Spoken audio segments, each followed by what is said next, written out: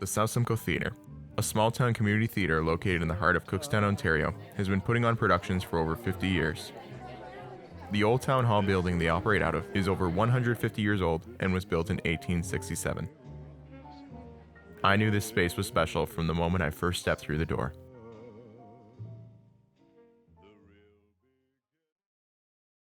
My name is Candy Price, and I have been the box office manager for over 20 years now. I am Malcolm Still. I've been involved with the theatre for nearly 20 years. My name is Sandy Bishop, and I've been with South Simcoe Theatre since 1995. My name is Noah Hollinshead, and with South Simcoe, I've kind of helped out in a few different aspects over the last couple of years. The South Simcoe Theatre is a local community theatre group in Cookstown, Ontario. They've been around for a really long time. They do musicals, plays in this little old town hall building, and it's super charming and cool. The organization of the South Simcoe Theatre is a community theatre group, which means it's amateur. Even before it was a theatre, the old town hall building has served many purposes for the village of Cookstown since its inception. It was built in 1867, and it was built as a temperance hall. Around about from 1900 to 1920, it had many uses, but nothing specific. It was only around about the middle of the First World War that the Women's Institute, which was a group of women in that village, decided that they should upgrade this to have it for use as more of a venue for things to happen at. As soon as the war was finished, the women got together and got an upgrade to the town hall. Some of the many events hosted within the space include music festivals, election polling booths, parties, preschool nursery, town meetings, and plays. In 1923, it was built as more of a music hall and used as the town hall of Cookstown. And from then on, it was used basically for concerts and meetings and things like that. It was, in other words, the hub of the village of Cookstown. It was started 50 odd years ago by a group of people who wanted to put on some plays, largely musicals. And they performed in high schools and places like that. And then in the mid-'80s, they were able to sort of take up residence in this building.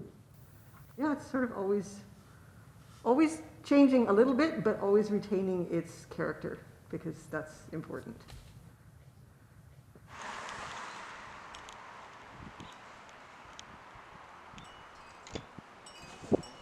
The ominous presence of spirits is confirmed by the various mediums who have passed through the building, and their presence is still felt throughout. When working on the set, some of the people who work on the set have said that they've noticed things, things moved and shadows and things like that. Some of the most common cited paranormal occurrences within the town hall building include the seats, folded up at night, are randomly pushed down in the morning. Sometimes banging can be heard from the stage when nobody is present. The push-button hand dryers in the washroom will go off seemingly at random. A lot of theaters are haunted, even newer ones, because the energy in the building, the energy of the audience members, the energy of the people on the stage. There's a lot of energy in a theater, and it just pulls them in. And sometimes they stick around for a while, and sometimes they decide to stay for a long time. There is usually paranormal activity that centers around our sound and lighting booth. There's a lot of electrical energy in there, and that is perfect for a ghost or spirit to connect with.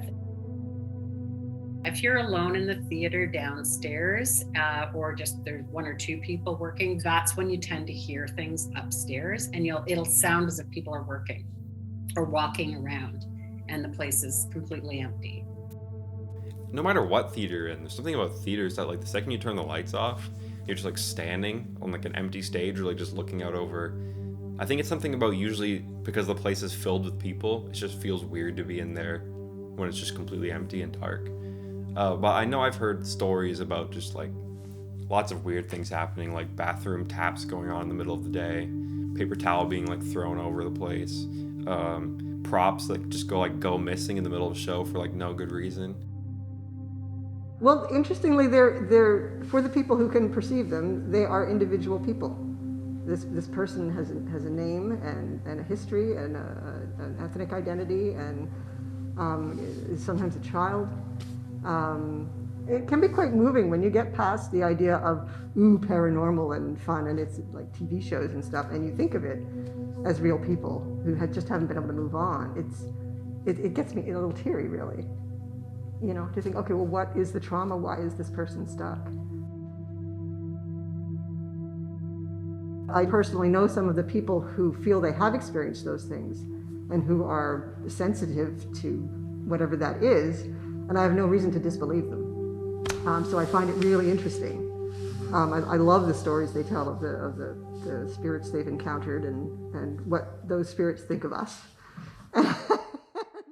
For me, I'm not quite sure, but it's, I just have to say, well, they feel it, so they feel it,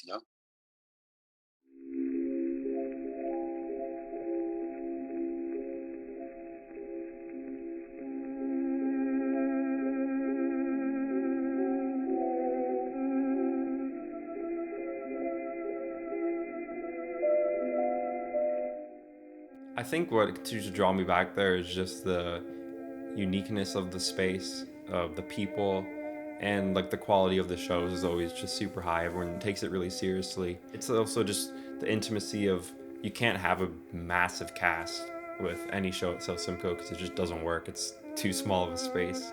So you just end up with these small casts that end up really bonding and having a great time putting on theater. Community theater has always been a passion and a love of mine. I kind of got into it by accident. I ended up in the chorus of a show and I was terrified, but the people were amazing. The process was fantastic. And that first opening night when the curtains went up, that was it for me. I just loved it. The community involvement aspect of being involved with a theatre group, which is doing it for the love of theatre. All these people on stage are volunteers. They have other jobs, other lives. So I think it's the community aspect of it. Everybody's helping everybody else. I think it's a family.